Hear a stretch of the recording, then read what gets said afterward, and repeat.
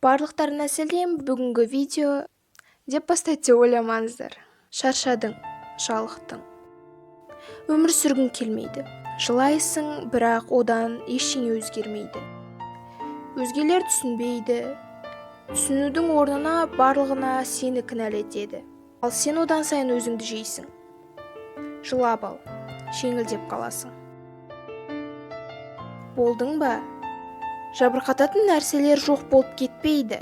Алайда сен олардың орнын қуанышпен толтырсаң, бәрі өзгереді.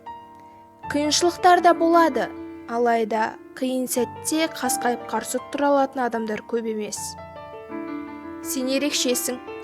Сен бәрінен өттің, сен шыдадың. Мен ерекшемін.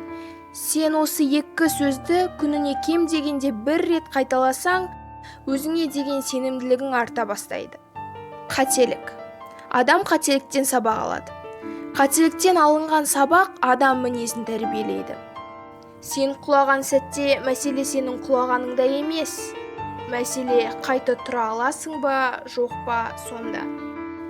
Егер сен шын ниетіңмен қылаған ісіңмен айналыссаң, ешкімде ештеңеде кедергі бола алмайды. Әлемді өзгерткісі келетін адам шынымен де оны өзгертеді. Келеңсіздік ешқашан кедергі жасамайды, егер мақсатың айқын болса. Өзіңе сен, өзіне сенімді адам өзгелерде сенімділік оятады.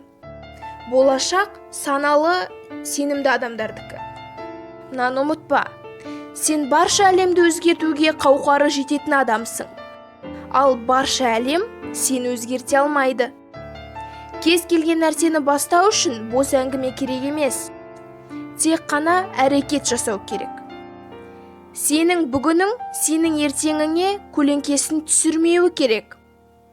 Өзгеше бол, өзгеше жаса, өзгелерден өзгешелен. Ең бастысы, сенімің сыналғанда сынақтан сүрінбе. Саған 1% болсын көмектестім деген ойдамын. Тағы да қайталаймын, сен, сен ерекшесің.